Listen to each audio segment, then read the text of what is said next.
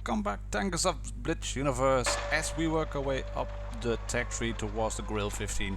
We have finished the grind on the Nashorn, the tier 6 German tank destroyer. Big vehicle, very little armor, excellent gun, that about sums up this tank destroyer. If you want to play it, that's all you really need to know. You will get hit by anyone on the field and they will set you on fire. They will do big chunks of damage, especially HE shells that will come flying in. But you can really dish out the damage as well because you have an excellent gun. And that's the summary for this review. If you feel tempted to buy the tank now, you can close the video, go to your local Blitz tech tree shop and buy the Nasorn if you have the toaster plate, obviously before the tier 5 German tank destroyer. The top gun on that one, the L71, is not needed, but the L56 88mm is the second gun on the Nasorn. It's a bit of a machine gun, especially if you load up the adrenaline and have your cruise skills available. It's a good gun, but the gun that I'm mounting over here on the Nasorn is even better. And as you can see from this clip, it's at real time, no speeding up done. You get just shy of 10 rounds a minute, if I recall correctly. We're gonna see it in the statistics in a second. But you can just hammer away at rats and you don't have to worry about the penetration values on this thing. It's epic, it's off the charts, it's a tier 8 gun on a tier 6 tank destroyer, and you'll have no problems going through the fronts of KV-1Ss, T-150s, and I don't want to even mention the tier 5 heavies you're up against, but also hitting weak spots on SU-152s, Cromwells, ISST-29s, etc. A selection of snapshots here on the SU-100, boom! A very quick one as the T-3485 comes rolling in and we track him in place. There we go, Tiger. Boom, straight in, 217 damage, 220 average. Leopard 115 and gone. Next one, M6. This one was a bit more open, a bit easy. And here you can see the accuracy of the gun is just the utmost corner of that VK3601, but we can still hit it with ease. And if you haven't noticed already, I am a big fan of this tank. It's a glass cannon, you don't have any armor, I've mentioned it before. It's pretty much the same as with the Death Toaster.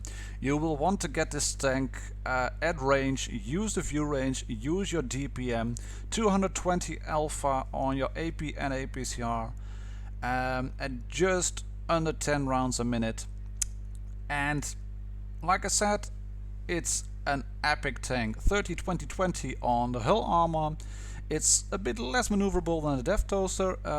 Top speed 40 km per hour, that's decent, but the engine isn't very good, a very big one. Here you can see 968 rounds a minute, and that's without a rammer or cruise skills or adrenaline, and 220 alpha. This gun, you don't really need it because this one, the 8.8 cm Panzerabwehrkanone L56, it's the gun you use on the Death Toast to unlock Nasorn. Both of them 220 damage, a bit more rounds per minute on the L56 gun, but you get better accuracy on the second gun, and it's actually the top gun on the Jagdpanther as well. Consumables, provisions, ammunition wise, you can see it over here. I load 10 HE rounds. They do good damage, you can penetrate anything on fellow Nasorns. And here you have a camouflage net, you really have to use that. Binocs, if you stand still, you add to your view range 25%, which gives you well above 300 meters. And it really is a spectacular gun to work with. If you can get it at range and hidden from sight and have people spotting for you, you can dish out loads and loads and loads of damage. 2200 DPM, that's just insane for a tier 6 really.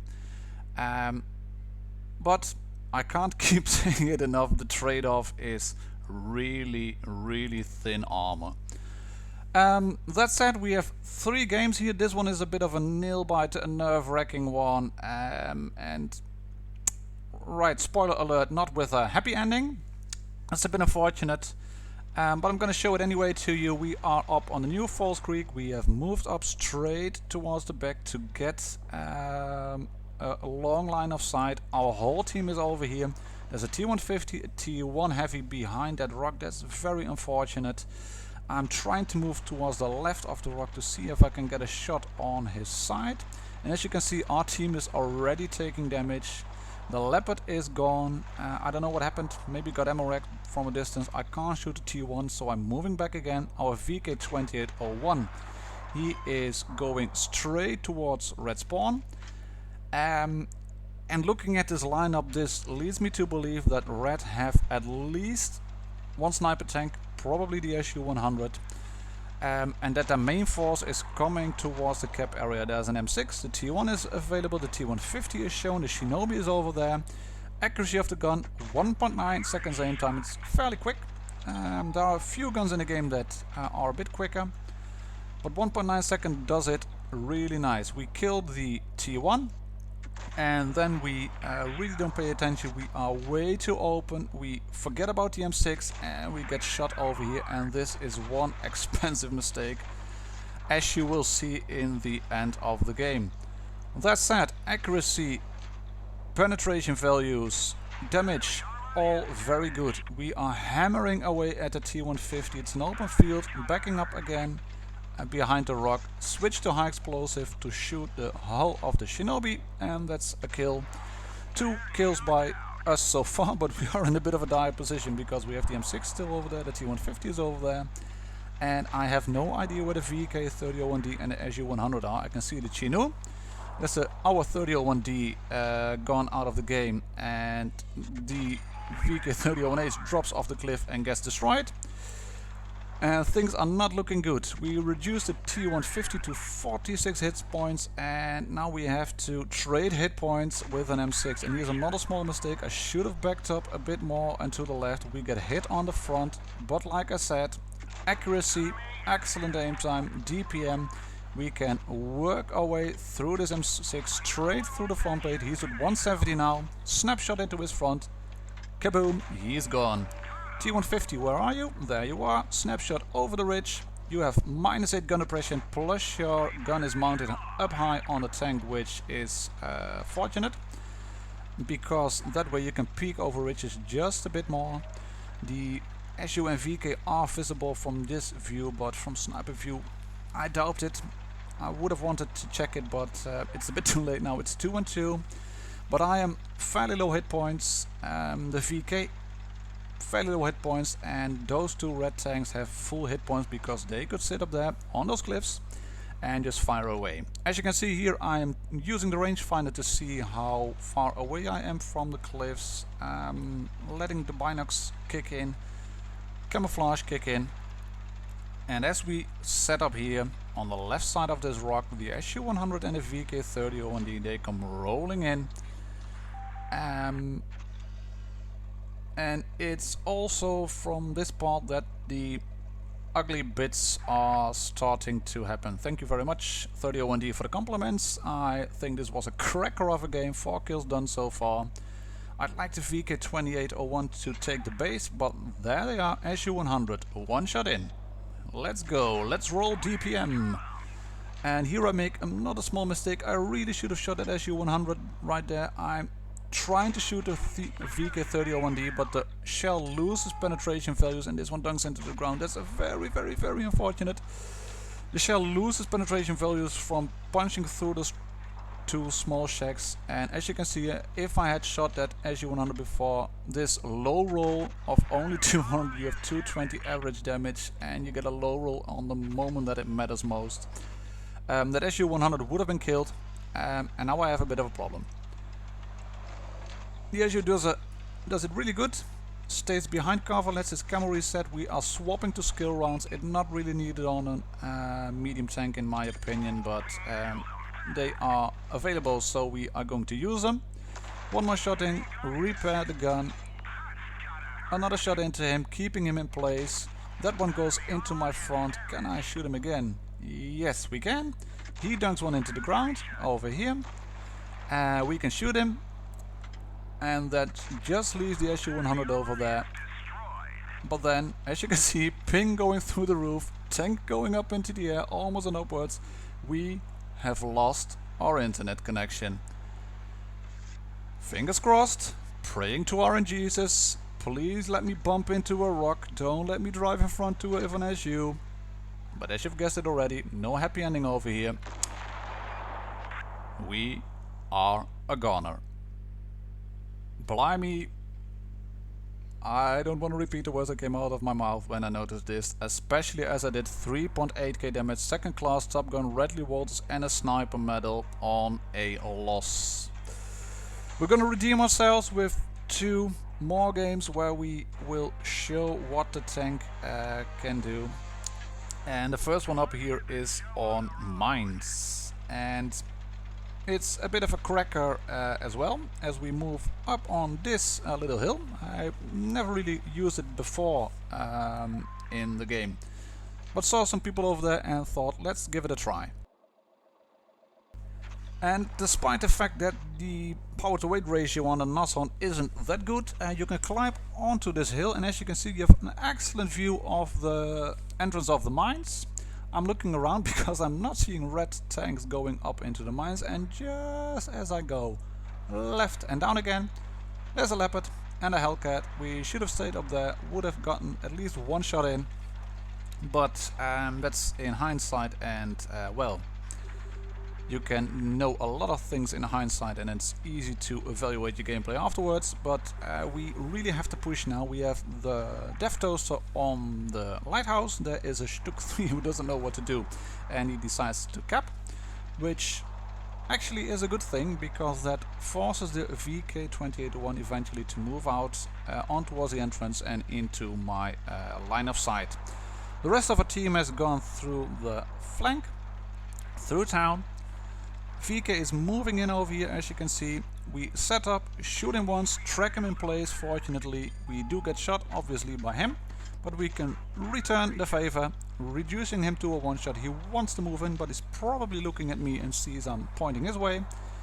It's 1 on 3. T-34 gets killed by the Death Toaster, and the Death Toaster is really pretty much camping at the moment. The E2 is doing quite a good job at keeping a few tanks spotted there, killing the leopard eventually and just staying over there. And as you can see, our Stuk has decided to cap.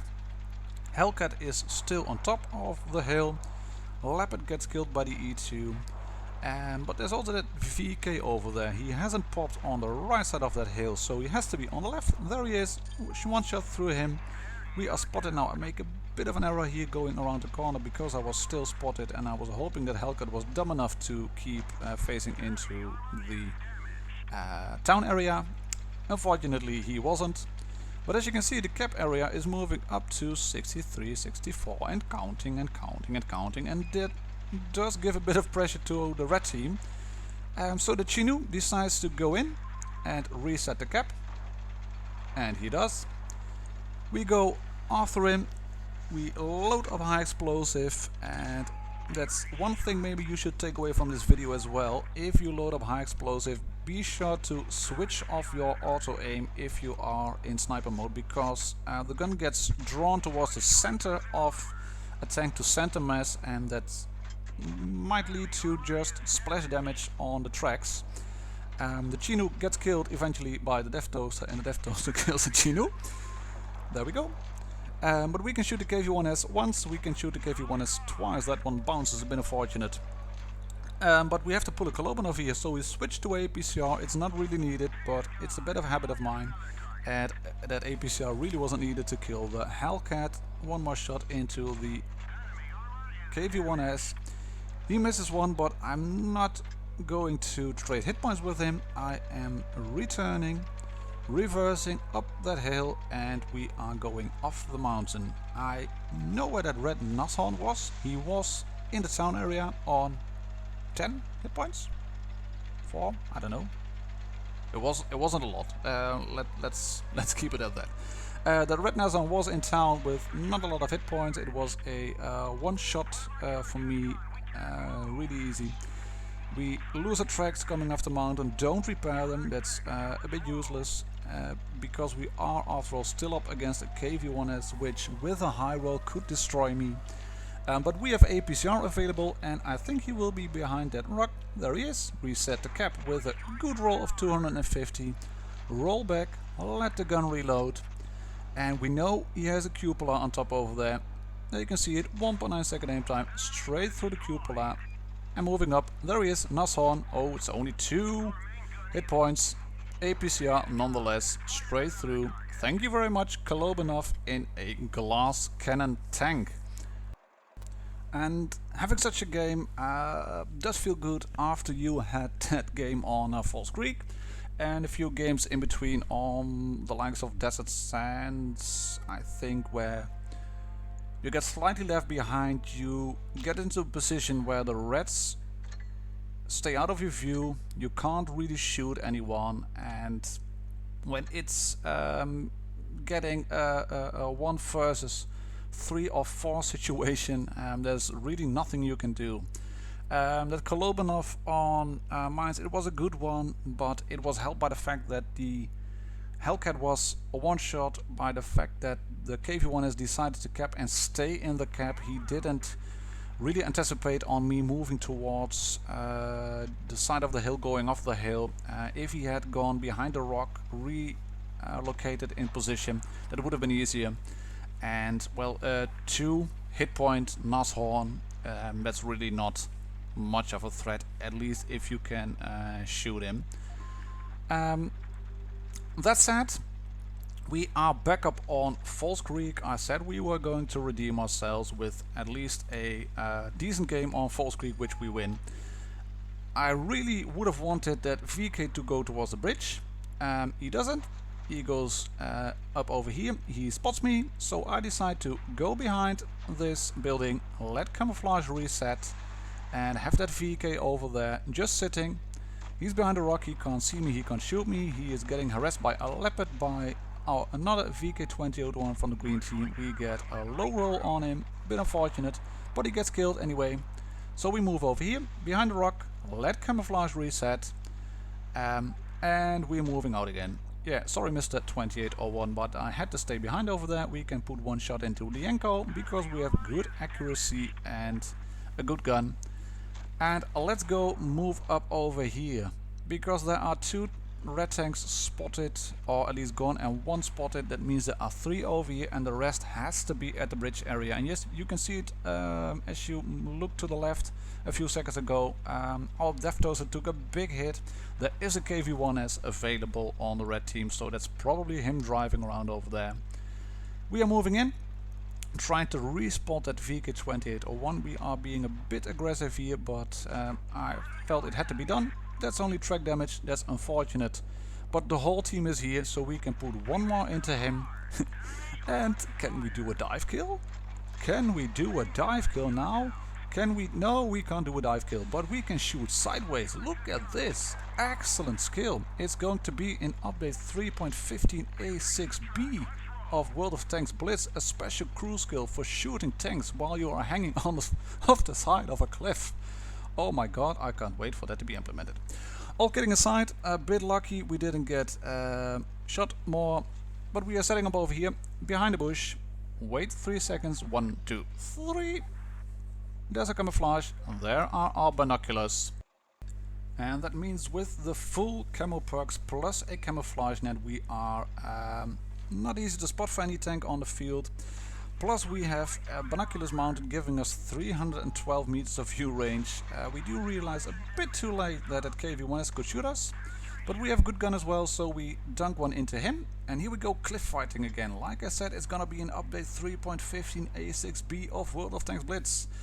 Unfortunately, there are no other tanks available to shoot, so we decide to bugger off, keeping an eye on at KV-1S and on the mini-map, and he seems to be pushing towards us. So we are moving off towards the flank to get flank shots in, because there is still a Kuro available, 82, which is spotted, and there is a Wolverine on the red team, and we haven't seen him yet. So we are moving in. KV-1 is still spotted, 82 is still over there, and we get spotted now. There's a light bulb. And that 82 and KV1ers, they couldn't spot us, so that must be the Wolverine or the Kuro on top of one of those cliffs towards the right of me. I'm checking my angles. We do have a house that's shielding us from fire. We can put shots into the 82. Here goes one straight through the front plate for 217 damage. The gun is really that good, and especially if you let it shrink down. It's a bit lucky. He got to 37 or similar before we shot him. But that's one kill for us. 5 tanks of the red team are down. There are just 2 tanks of red available. A Kuro Mori Mine, and over here on top a Wolverine. One shot into the Wolverine, 244 damage. Adrenaline is cooling down. We have 216 hit points left, which means we can survive one shot from the Wolverine, but we are not taking a bet over here. And that's also because I looked at the minimap as I moved in, and the entire pack of vultures is moving up with us. VKs, 2801 over there, 3001D, they are all there. We can shoot the Wolverine now, but he has a turret. He can turn towards us, put one into us, and it's just the Kuro Mori Mine left on the red team. He turned out to be AFK, as we spot him now going around the corner here and seeing him over there. We get flank shots, 3 shots into his turret. Thank you, Mr. Kuro, for being AFK, giving us almost 1100 damage, and that resulted in a total of just above 3k damage for this game and a nice mastery. Like I said before, we get a low roll on this one, actually. But like I said before, we do redeem ourselves for that mastery failure internet connection breakdown on Falls Creek. Summary, like we started, it's a very good tank, excellent gun, 220 alpha damage, 2200 DPM almost. Excellent aim time, dispersion, etc., but there is no armor. So I'm going to repeat what I said in the grill review and in the Deftos review. You have to drive these tanks carefully and take that thin armor into account. But if you can get it into a position where you can use your rate of fire and your DPM, the Reds are in for a very nasty surprise. That's all for now. Cheers, happy tanking.